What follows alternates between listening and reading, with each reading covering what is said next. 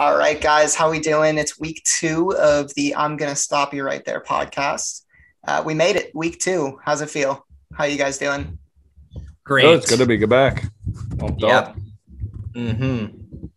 Just for those of you who may have missed week 1, Tyler Ader, am joined by Matt Shalou and Cooper Sherman.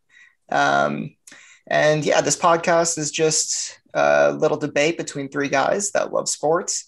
And today we're mostly going to be focusing on NFL football, as it is with the season getting underway right now.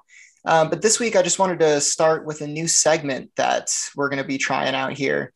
I just want to go around and each of us give our favorite sports moment from the week. And these can be sports moments from any sport. They don't have to be particularly good plays, highlight plays, anything like that. It just any moment that stood out to you guys. And then we'll make sure that we provide links to these wherever you're watching or listening to this podcast. So, without further ado, I will go ahead and give my favorite moment of the week. So I don't know if you guys are big college football fans at all. And not really. so if you're not really, or even if you are, Florida State football really hasn't been in the limelight since the Jimbo Fisher era and the Jameis Winston era. But for those, so I went to FSU for a little while. So I've been, the painfulness of the past few seasons has been front and center for me. And that definitely continued this weekend. Florida State lost to Wake Forest. They kind of got blown out. And this is coming off a loss to Jacksonville State, I want to say, some non-FBS team that they definitely shouldn't have lost to. But the moment that really stood out this week for me in that game, they were already trailing and their quarterback, Jordan Travis, was taken out of the game by the referees because he got up favoring his shoulder. And it's a rule in college that if you're injured, you have to take a play off.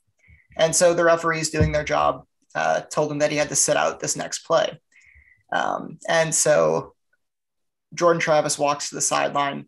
He's not, gruesomely injured by any means. He was able to walk off under his own power. And when he gets to the sideline, Mike Norvell runs out onto the field and tells him to lay on the ground and then motions to the referee so as to show him, hey, this is what a real injured player looks like. And this moment was just kind of a snapshot of what this season has been and really what FSU football has been for the past 2 years. To me, it just looked petty and disorganized and not the way that a head football coach should act, especially one that's getting paid the amount of money with the expectations that Mike Norvell has at Florida State. The FSU football program kind of carries with it an air of greatness, or at least it's supposed to. And that was just really cringy to watch. So I have it on Twitter here. I can share it in the chat so you guys can see it. But like I said, all of these moments will be linked wherever you guys are viewing or listening to this podcast. So I'll throw it over here to whoever would like to go next.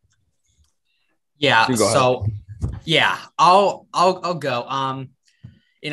As I've said before, I'm a Patriots fan, big Pats guy. So how about Damien Harris's touchdown run this week where he broke not one, not two, not three, not four, not five, not six, but 7 tackles on the way to his touchdown run. Yeah, it was amazing, incredible. It was like reminiscent of LeGarrette Blount, and I don't think even LeGarrette Blount sometimes wasn't breaking 7 tackles in one run. It was just amazing to see. So Damien Harris, I think he has the potential to be the best running back since LeGarrette Blount.